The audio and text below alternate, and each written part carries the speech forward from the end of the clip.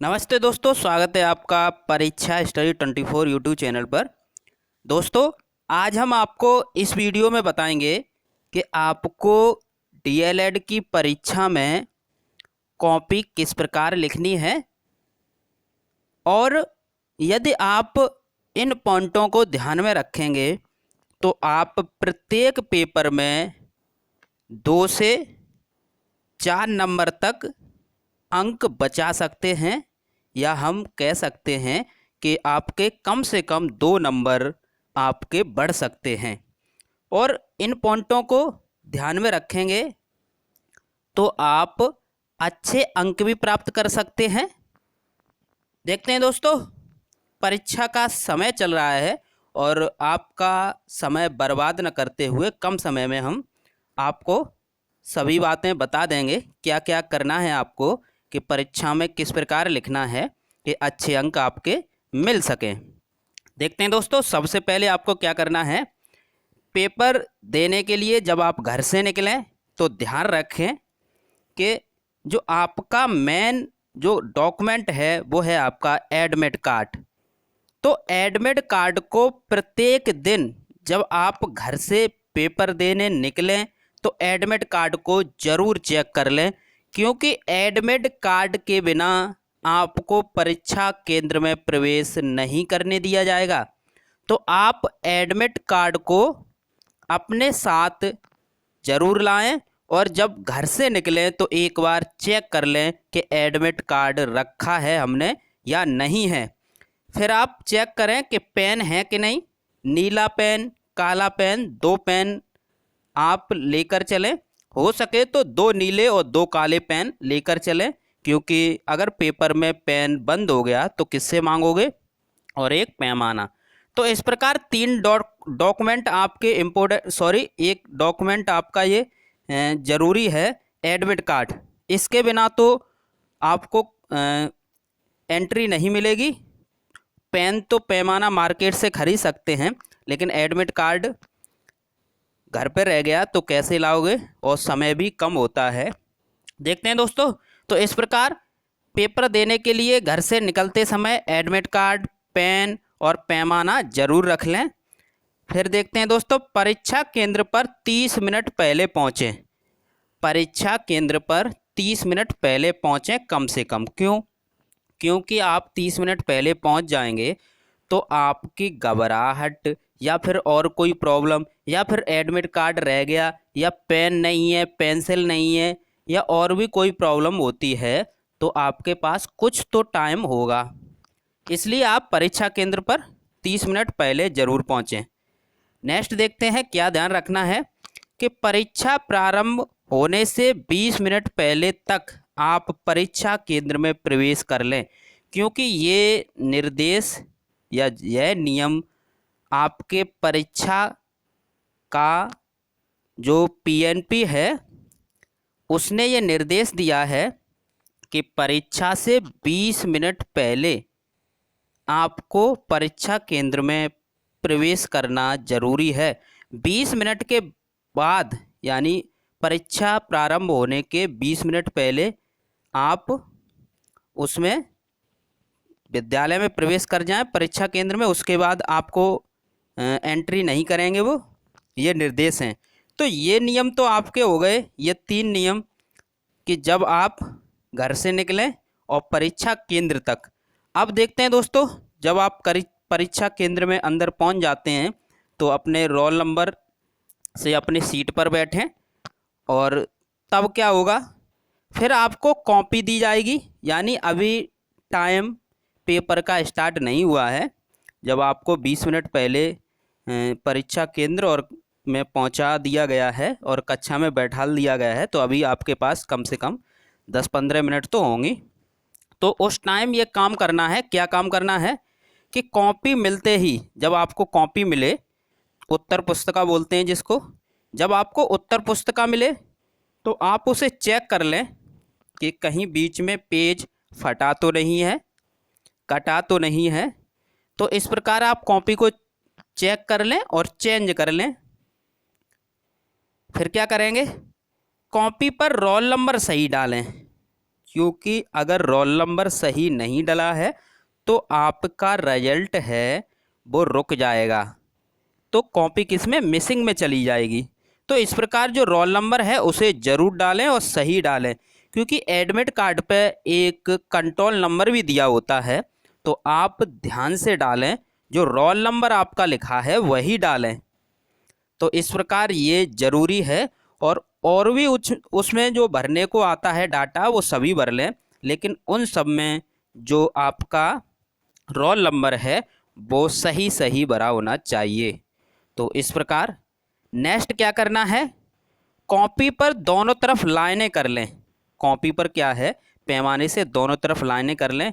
जैसे इसमें ये लाइनें पहले से ही बनी हैं जब ये नोटबुक है, लेकिन आपको जो उत्तर पुस्तिका मिलेगी उसमें आपको दोनों तरफ ये लाइनें करनी है।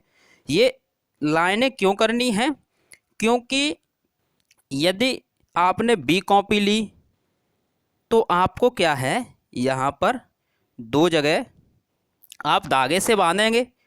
अगर यहाँ पर आपने लिखना स्टार्ट कर दिया तो वो इसमें पिनअप हो जाएगा, इसलिए ये लाइन की जाती हैं कुछ जगह छोड़कर कि कॉपी अगर बांधनी पड़े, या फिर जब आप पेज को मोड़ोगे तब भी क्या है, जब मोटी हो जाती है कॉपी, लास्ट पेज पर पहुंचते हैं लगभग, तो मुड़ते मुड़ते यहाँ पर भी दबने लगेगा। इसलिए अगर यहाँ से लिखना स्टार्ट करेंगे तो यहाँ पर जो लिखा है वो दब जाएगा।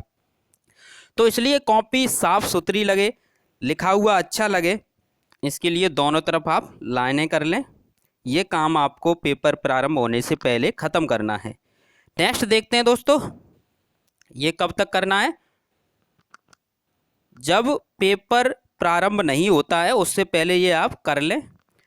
अब देखते हैं दोस्तों, जब पेपर का टाइम होता है तो पेपर आपको मिलेगा, घंटी बजेगी। जब पेपर मिलेगा तब देखते हैं क्या करना है।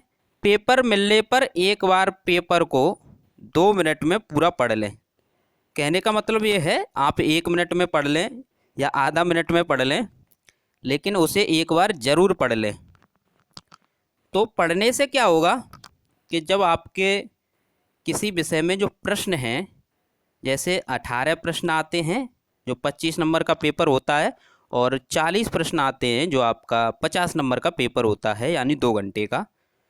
तो उसमें आप क्या कर सकते हैं, अगर आप पढ़ेंगे नहीं, पहले नंबर से स्टार्ट कर देंगे और पता पड़े कि टाइम निकल जाए और जो सरल प्रश्न थे वो आप कर ही नहीं पाओ, तो इसलिए एक बार पढ़ लें। इससे आपको पता रहेगा कि कौन से प्रश्न सरल और कौन से प्रश्न कठिन हैं, तो आपके नज़र में रहेगा।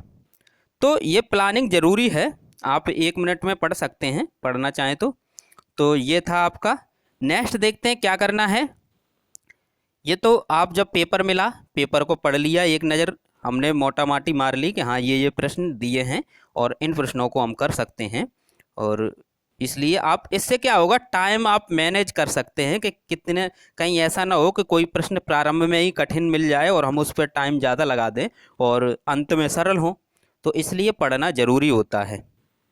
नेक्स्ट देखें, कॉपी के बीच में उत्तर संख्या, कॉपी के बीच में लिखें उत्तर संख्या।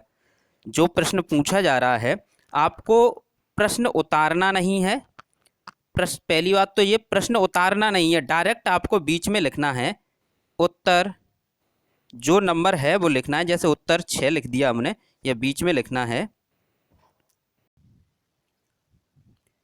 इस प्रकार आपको जो उत्तर नंबर है वो बीच में लिखना है। जैसे यहाँ पर हमने लिखा है उत्तर 1, उत्तर 2, उत्तर 3। इसी प्रकार आपको उत्तर लिखना है, डालना है उत्तर बीच में। यहाँ पर ये जो हमने बताया था कि उत्तर को बीच में लिखना है। इससे यह होगा, आपको काले पेन से लिखना है उत्तर, और जो भी हेडिंगें हो, कोशिश यही करें कि जो प्रश्न पूछा जा रहा है उसमें यदि हेडिंग बन सकती है तो हेडिंग बनाकर ज़रूर लिखें, इससे अच्छे अंक मिलते हैं। तो आपने समझा कि उत्तर नंबर आपको बीच में लिखना है, काले पेन से लिखना है, हेडिंग बन सकें प्रश्न में उनकी हेडिंग बनाकर लिखना है। और आपको क्या करना है ये आप समझ गए। और 2 उत्तर, यानी कि आप 2 उत्तरों के बीच में, जैसे ये लिखा है आपका उत्तर नंबर 10 आपने क्या किया, समझ लें यहाँ पर ये आपने लिखा, इतनी लाइनें लिख ली, तो आपको दूसरा उत्तर डालना है। जैसे उत्तर नंबर 11, उत्तर नंबर 11 डालना है, नेक्स्ट प्रश्न करना है, तो दो उत्तरों के बीच में कम से कम 3 से 4 लाइनें आप जरूर छोड़कर लिखें। यहाँ पर हमने केवल एक लाइन छोड़ी है और आप क्या करें, 3 से 4 लाइन छोड़ें, क्योंकि ये हमने वीडियो बनाई थी आप लोगों को समझाने के लिए, पेपर हल कराते हैं हम पुराने पेपर, उसके लिए। लेकिन आपको क्या है, यहाँ पर 3 से 4 लाइनें, 3 से 4 लाइनें छोड़कर तब आपको नेक्स्ट उत्तर डालना है। तो आप समझ गए, दो उत्तरों के बीच में, दो उत्तरों के बीच में यानी पहला उत्तर खत्म होता है, उसके बाद आपको 3 से 4 लाइनें छोड़कर नेक्स्ट प्रश्न का उत्तर नंबर आपको डालना है। तो आप यहाँ से ये समझ गए। और आपको क्या है, क्रम से करना है, पेपर क्या है, क्रम से करना है। यानी आप देख सकते हैं हमने प्रश्न नंबर 1, 2, 3 ये सभी क्रम से हमने किए हैं, 4, 5 और ये सभी क्रम से हैं। देखें 6, 7, 8, 9, 10, 11, 12, 13, 14, 15, 16। तो ये आपने देखा कि हमने पूरा पेपर क्रम से किया है, 17, 18। तो इसी प्रकार आपको क्या करना है, पूरा पेपर क्रम से करना है। तो ये आपके पेपर में, आप किसी भी सेमेस्टर में हो, ये हम केवल समझाने के लिए ये पेपर आपको दिखा रहे हैं। तो आप किसी भी सेमेस्टर में हो, डीएलएड के प्रथम सेमेस्टर, डीएलएड के द्वितीय सेमेस्टर, डीएलएड के तृतीय सेमेस्टर, डीएलएड के चतुर्थ सेमेस्टर, किसी भी सेमेस्टर में हो, सबके लिए नियम बराबर होते हैं और सभी के लिए। तो आप देख सकते हैं कि जो वस्तुनिष्ठ प्रश्न हैं वो हेडिंग डली होगी, उससे आपको पता पड़ जाएगा ये वस्तुनिष्ठ प्रश्न है। और लघुत्तरी प्रश्न कहाँ से स्टार्ट होंगे ये भी लिखा है कि लघुत्तरी प्रश्न हेडिंग डली है, इसके बाद ये लघुत्तरी प्रश्न है। और अतिलघुत्तरी प्रश्न ये हेडिंग डली है, यानी 12 से अतिलघुत्तरी प्रश्न स्टार्ट होंगे। तो ये आपके पेपर में हेडिंग डली होगी और ये भी लिखा होगा कितने नंबर के प्रश्न हैं। तो लघुत्तरी प्रश्न 2 नंबर के, वस्तुनिष्ठ और अतिलघुत्तरी प्रश्न 1 नंबर के होते हैं। तो इस प्रकार आपने समझा कि उत्तर को बीच में डालना है, काले पेन से डालना है, और दो उत्तरों के बीच में एक उत्तर खत्म होने के बाद दूसरे उत्तर को आप 3-4 लाइन छोड़ने के बाद लिखें। और नेक्स्ट देखते हैं और क्या आपको समझना है कि नेक्स्ट देखते हैं, नेक्स्ट क्या समझना है देखते हैं दोस्तों।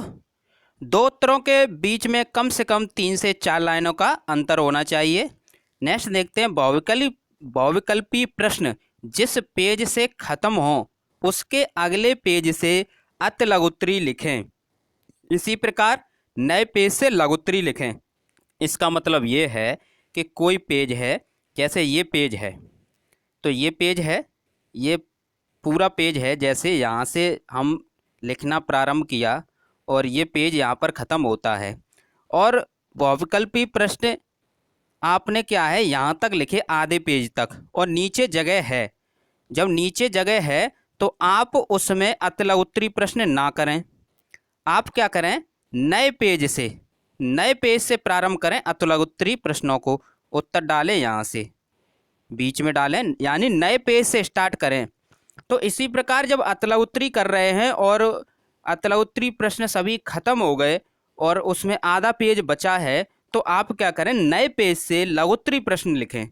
तो इससे क्या है, कॉपी देखने में अच्छी लगती है और एग्जामिनर को क्या है, चेक करने में सरलता होती है, क्योंकि वो नंबर जब देगा, जैसे 2 नंबर का प्रश्न है तो वो चेक करके 2 नंबर उसने लिखे तो जगह होगी, तो जब वो नंबर काउंट करेगा तो उसे काउंट करने में कोई भी प्रश्न का नंबर छूटेगा नहीं तो आप एक भी लाइन छोड़ेंगे नहीं, तो क्या होगा कि जो नंबर उसने दिया है तो हो सकता है कि वो आपका छूट जाए, तो 2 नंबर कम हो सकते हैं। यदि 2 नंबर का प्रश्न हुआ, 1 नंबर का हुआ, तो 1 नंबर आपका कम हो सकता है।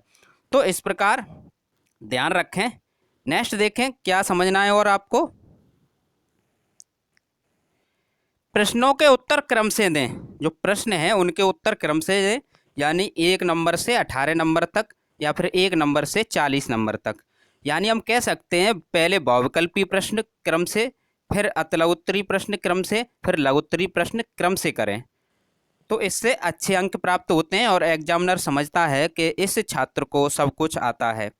नेक्स्ट देखें, यदि पूरा पेपर क्रम से नहीं कर सकते, हो सकता है कि बहुत से छात्र 1 से लगाकर 18 तक या 1 से लगाकर 40 तक प्रश्न नहीं कर सकते, तो क्या करें, कोशिश ये करें कि बहुविकल्पी प्रश्न एक साथ कर लें। यानी ऐसा ना हो कि 2 अभी आपने स्टार्टिंग में लिख लिए, फिर अतला उत्तरी प्रारंभ कर दिए, फिर 2 लिख दिए, फिर लघुत्तरी प्रारंभ कर दिए, कुछ लघुत्तरी कर दिए, फिर कर दिए। ये गलत तरीका है। इससे एग्जामिनर को दिक्कत होगी नंबर देने में। हो सकता है कि 2 नंबर का प्रश्न हो वो आपको 1 ही दे दे। तो इसलिए आप क्या करें कि सभी बहुविकल्पी प्रश्न और हेडिंग और डाल दें, ऊपर हेडिंग डाल दें बहुविकल्पी प्रश्न, तब सभी बहुविकल्पी प्रश्न कर लें। चाहे नंबर का क्रम ऊपर नीचे हो जाए, लेकिन आप एक साथ कर लें।